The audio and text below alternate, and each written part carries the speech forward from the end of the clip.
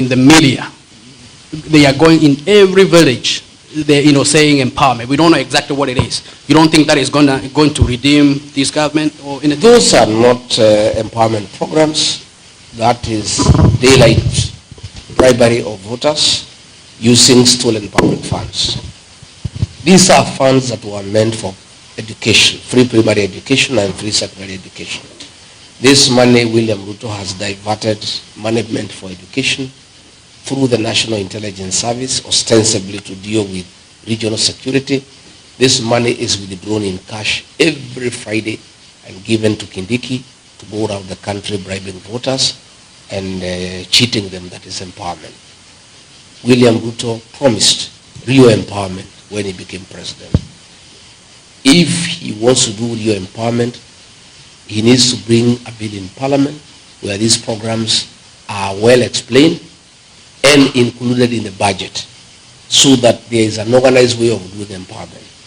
Today, how do you explain where is the deputy president getting this money from? His salary is known. He has been in office for 10 months. He has not earned more than 10 million shillings. In the last several months, he has spent over 300 million shillings. This money is not in the budget. Where is this money coming from? These are proceeds of corruption. And these are funds that are being used to corrupt the morals of our people and try to bribe voters ahead of the 2027 general election. So it's all deceit. It's all a CONMAN game, and it has nothing to do with empowerment. It is simply bribery and a scheme to deceive the Kenyan voter, to try to persuade them to have William Ruto elected as president. Thank you. Now, Your Excellency, this interview is really not an interview without talking about you being labeled as a tribalist. And as you may know, probably you are aware that most of us who defend you on social media, we are also labeled tribalist. I personally campaigned for President Ruto for 4 years, non-stop. Obviously, I was against President Uhuru.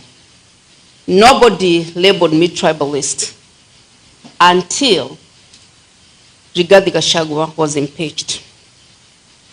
We have seen you hold rallies in Mombasa, Bungoma, Kakamega, Kajiado, Nairobi, and other parts of the country with great acceptance from Kenyan masses. Why the government, and indeed its handlers, calling you a tribalist? Why do you think they call you a tribalist? And we have seen you in many other regions that do not belong to the Kikuyus. Thank you, Jerry. That is a narrative by William Ruto to try to demonize me before the people of Kenya and to suppress truth. William Ruto has nothing against me.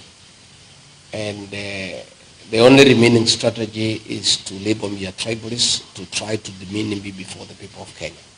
Fortunately, it's only William Ruto, his sycophants, and bloggers paid by government who call me a tribalist.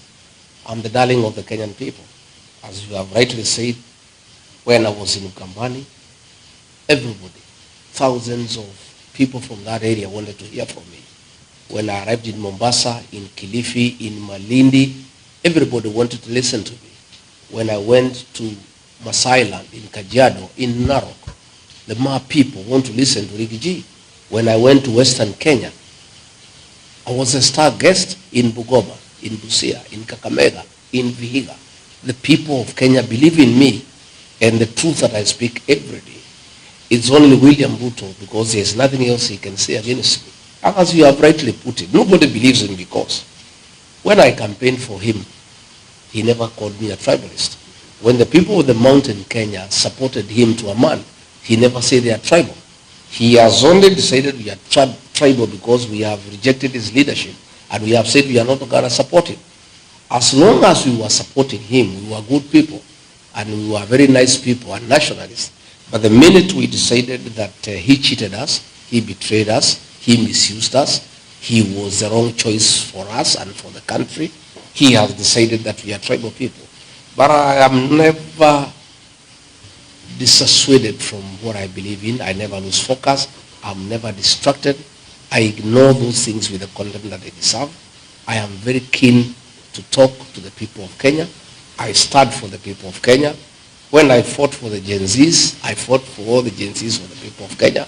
When I oppose over-taxation, I do it for the people of Kenya. And the people of Kenya have understood who Rigiji is.